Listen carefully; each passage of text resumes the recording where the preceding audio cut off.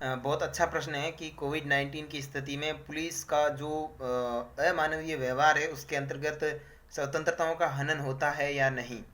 बिल्कुल स्वतंत्रताओं का हनन होता है इसमें।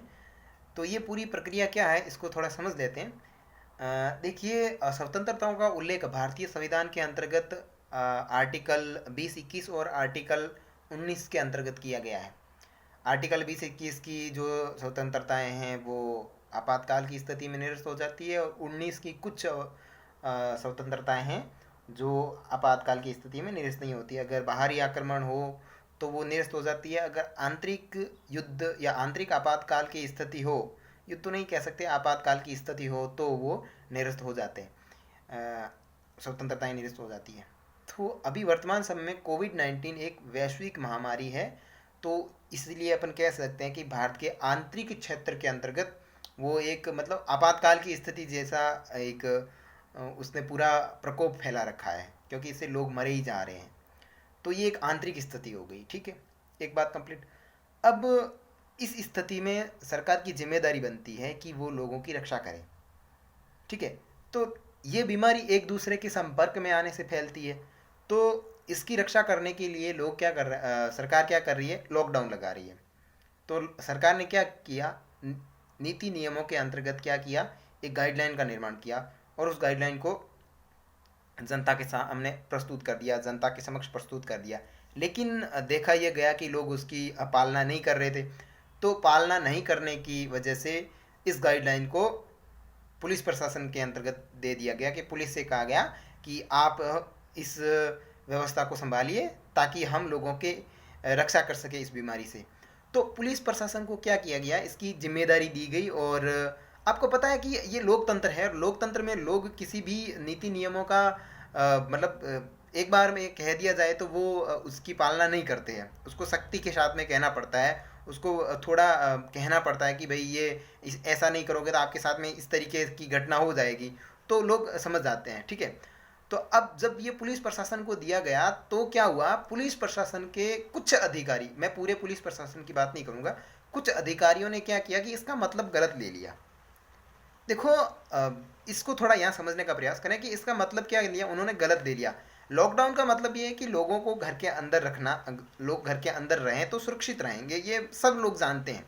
लेकिन जिस तरीके से आजकल सोशल मीडिया के ऊपर ये मुद्दा फैला हुआ है कि पुलिस प्रशासन है वो लोगों के प्रति दुर्व्यवहार कर रहा है। यहाँ आप देखिए कि एक बीच में वीडियो आया था, काफ़ी वायरल हुआ था, और जिसके अंतर्गत एक प्रशासन का अधिकारी है वो बुजुर्ग के ऊपर थप्पड़ मार देता है।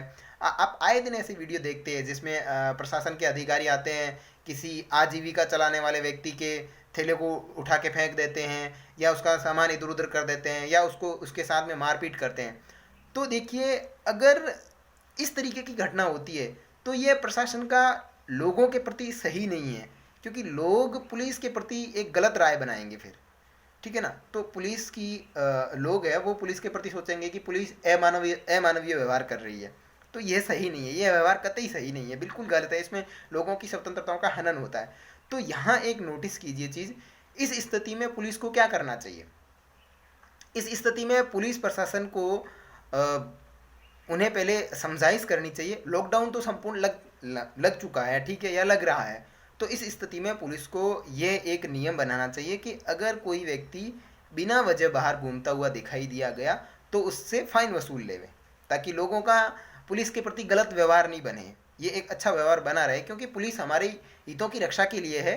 अगर पुलिस ही इस तरीके की मतलब मारपीट की घटना करेगी तो वो अच्छा व्यवहार नहीं है। एक क्या करें कि रूल बना ले, एक दो व्यक्तियों का अगर ज़्यादा फाइन लगेगा तो उससे क्या होगा कि लोगों के अंदर भय बैठ जाएगा। अगर हाँ, इसमें भी ये ध्यान रखने की बात ज़रूरी है कि पुलिस जिससे फाइन वसूले उससे पहले पूछताछ करे कि वो वाकई में बाहर फालतू घूम रहा था या फिर किसी काम से बाहर आया था, ठीक है। ऐसी स्थिति में वो पूछताछ करने के बाद में ही फाइन वसूले उससे, ये एक राय हो गई।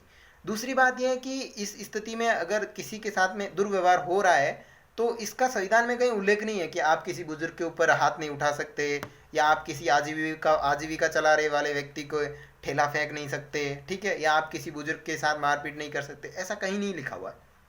यह एक प्रकार का दुर्व्यवहार है, और दुर्व्यवहार कतई ही संविधान के खिलाफ होता है। इसीलिए उन लोगों को जल्दी ही निरस्त कर दिया जाता है। आपने देखा होगा कि जिसने बुजुर्ग पंडित के ऊपर हाथ उठाया था तो उसको क्या किया, जल्दी ही निरस्त कर दिया सरकार ने, उसको पद से हटा दिया गया। और बाकी इस तरीके की जो घटनाएं होती है तो उनको हटा दिया जाता है जल्दी ही, क्योंकि इनकी जो मानवीय मूल्यों की जो रक्षा होती है वो सुप्रीम कोर्ट तथा हाई कोर्ट, उसके साथ साथ यूएन की जो संयुक्त राष्ट्र संघ है वो भी करती है।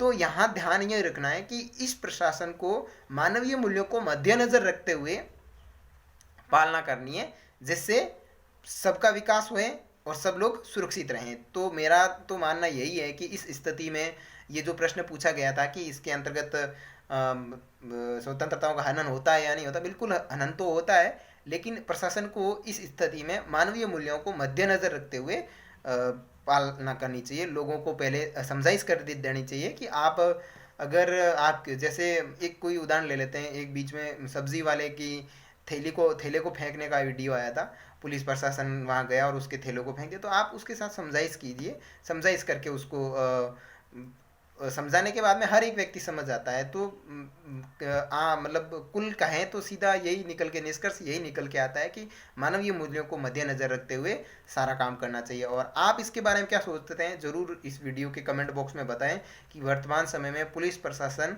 और कोविड-19 की स्थिति में जो पुलिस का लोगों के प्रति वो व्यवहार है वो किस तरीके से होना चाहिए। आप इसकी राय जरूर देवें।